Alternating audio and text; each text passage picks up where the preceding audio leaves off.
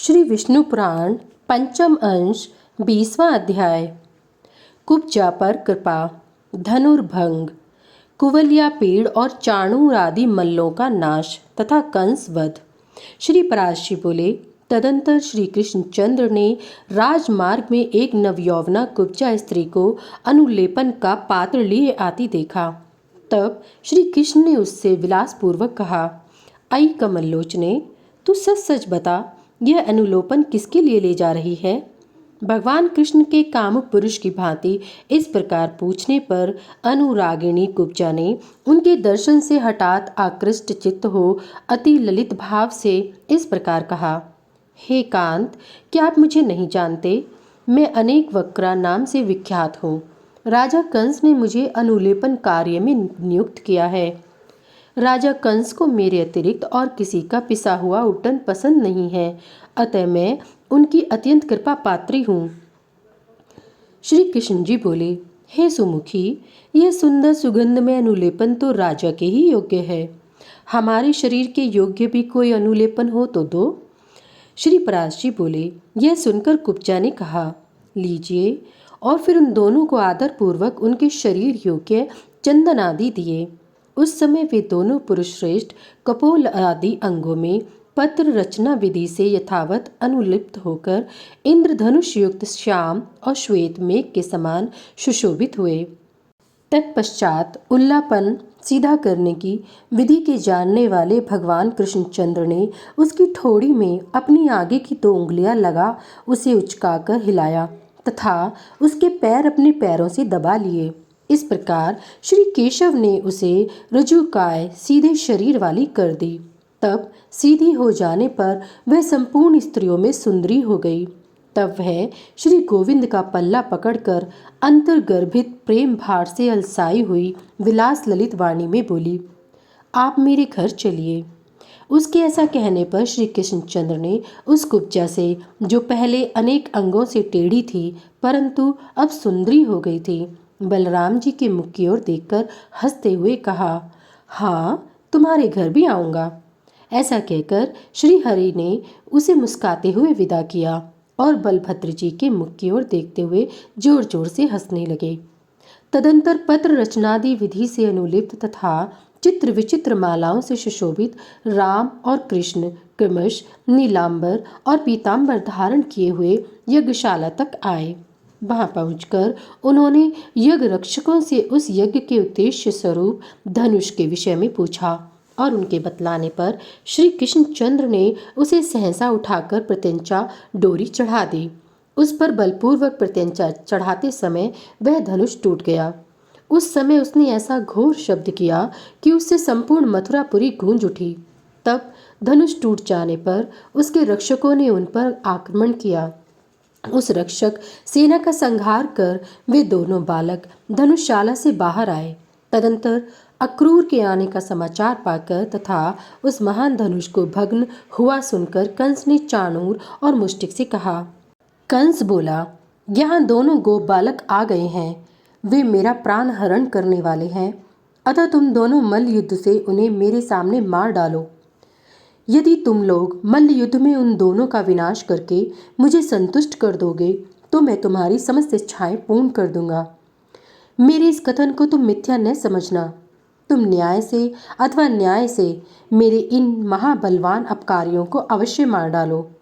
उनके मारे जाने पर यह सारा राज्य हमारा और तुम दोनों का सामान्य होगा। मल्लों को इस प्रकार आज्ञा दे कंस ने अपने महावत को बुलाया और उसे आज्ञा दी कि तू कुवलिया पीड़ हाथी को मल्लों की रंगभूमि के द्वार पर खड़ा रख, और जब वे गोपकुमार युद्ध के लिए यहाँ आवें तो उन्हें इससे नष्ट करा दे।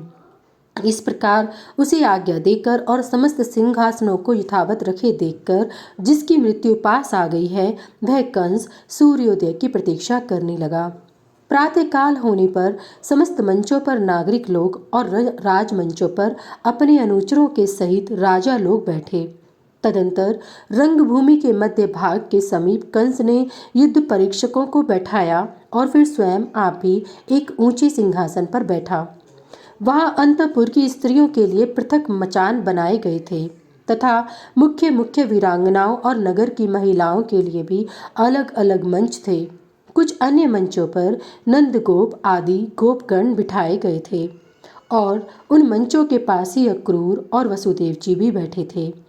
नगर की नारियों के बीच में चलो अंतकाल में ही पुत्र का मुख तो देख लूंगी, ऐसा विचार कर पुत्र के लिए मंगल कामना करती हुई देवकी जी बैठी थीं। तदंतर जिस समय तूर्य आदि के बजने तथा चाणूर के अत्यंत उछलने और मुष्टिक के ताल ठोकने पर दर्शकगण हाहाकार कर रहे थे, गोप वेशधारी वीर बालक बलभद्र और कृष्ण कुछ हंसते हुए रंगभूमि के द्वार पर आए। वहां आते ही महावत की प्रेरणा से कुवलयापीड़ नामक हाथी उन दोनों गोप कुमारों को मारने के लिए बड़े वेग से दौड़ा।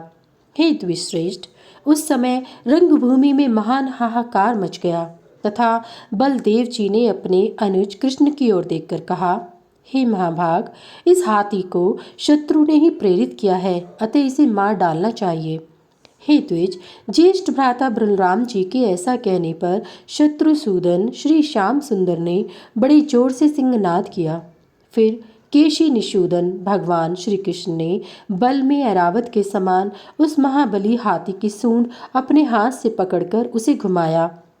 भगवान कृष्ण यद्यपि संपूर्ण जगत के स्वामी हैं, तथापि उन्होंने बहुत देर तक उस हाथी के दांत और चरणों के बीच में खेलते खेलते अपने दाएं हाथ से उसका बायां दांत उखाड़कर उससे महावत पर प्रहार किया। इससे उसके सिर के सैकड़ों टुकड़े हो गए। उसी समय बलभद्र जी ने भी क्रोधपूर्वक उसका दायां दांत उखाड़कर उससे आसपास खड़े हुए महावतों को मार डाला।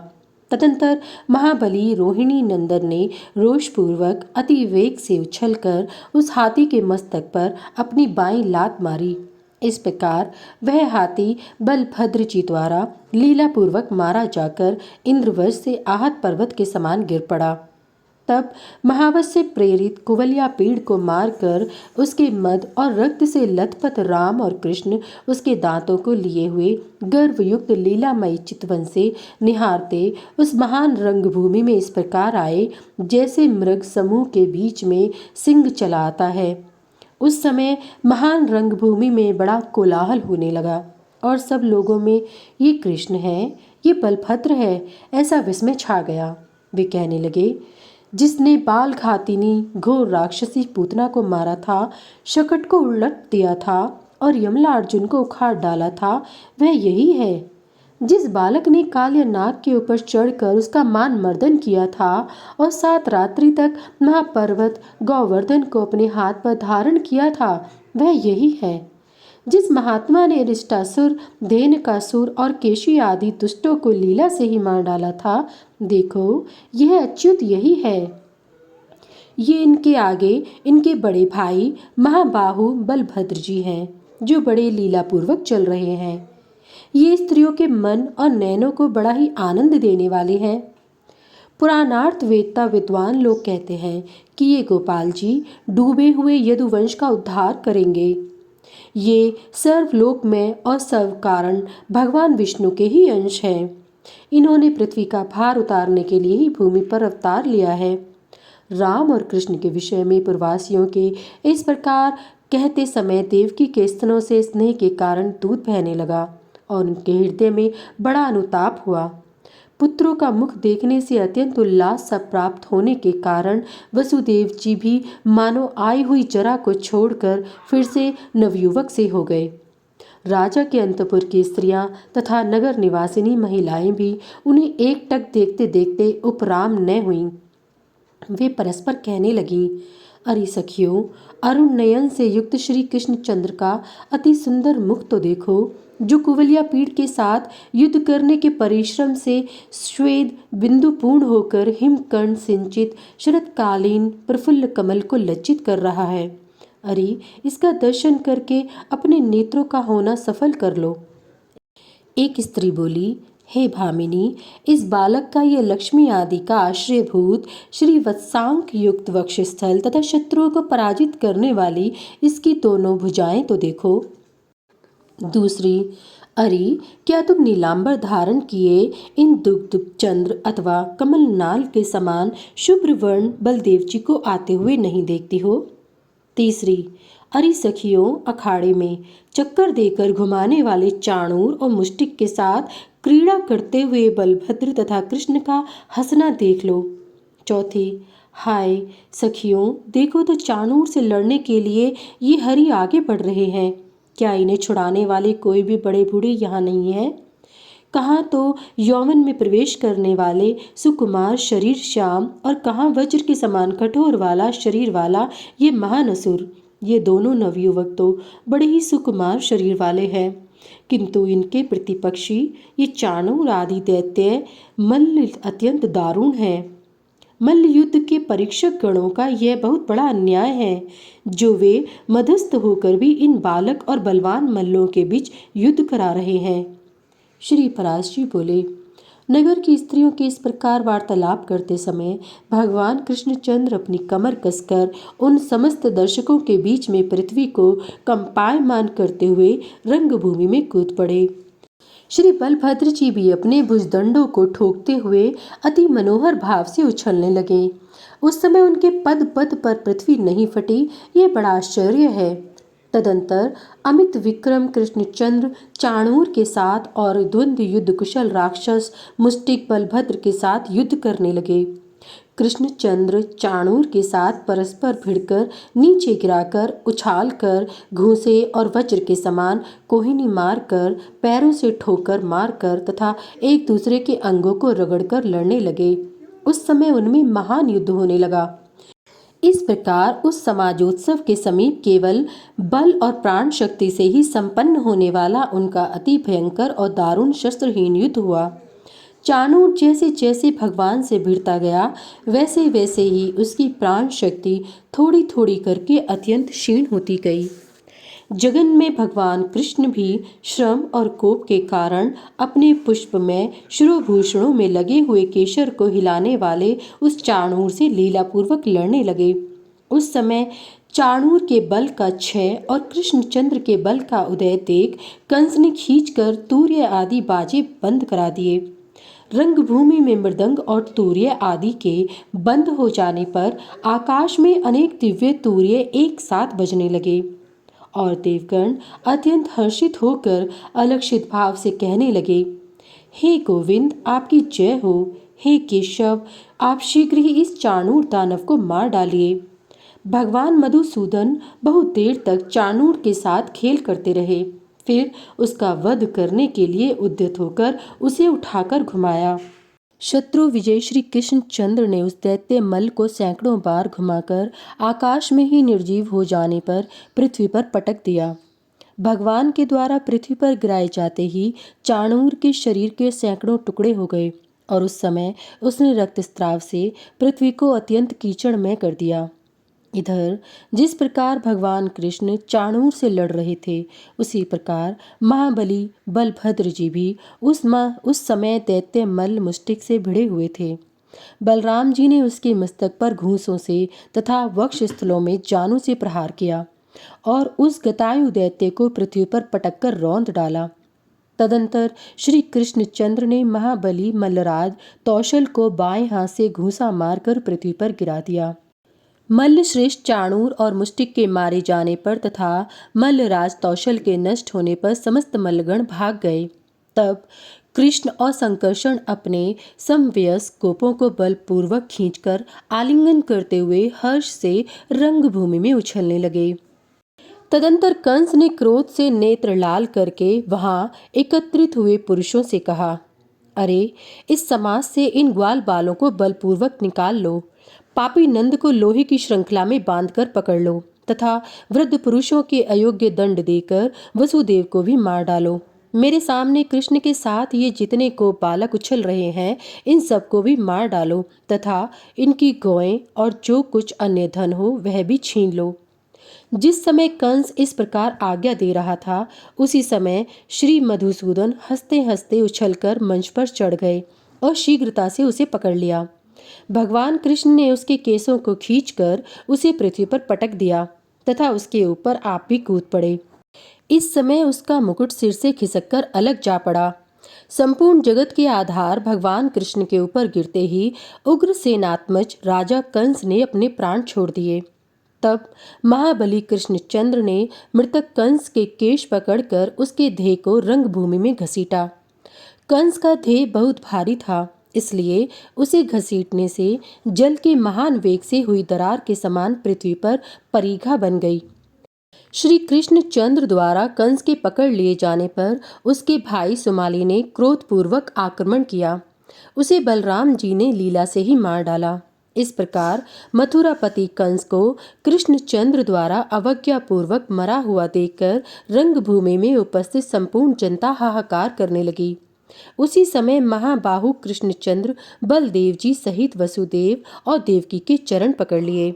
तब वसुदेव और देवकी को पूर्व जन्म में कहे हुए भगवत वाक्यों का स्मरण हो आया और उन्होंने श्री जनार्दन को पृथ्वी से उठा लिया तथा उनके सामने प्रणत भाव से खड़े हो गए। श्री वसुदेव जी बोले, हे प्रभु, अब आप हम पर प्रसन्न होइए। हे केशव, आपने आर्त देवगणों को जो वर दिया था वह हम दोनों पर अनुग्रह करके पूर्ण कर दिया। भगवान, आपने जो मेरी आराधना से दुष्ट जनों के नाश के लिए मेरे घर में जन्म लिया, उससे हमारे कुल को पवित्र कर दिया है। आप सर्वभूत में हैं और समस्त भूतों के भीतर स्थित हैं। हे समस्तात्मन, भूत और भविष्यत आप ही से प्रवृत्त होते हैं।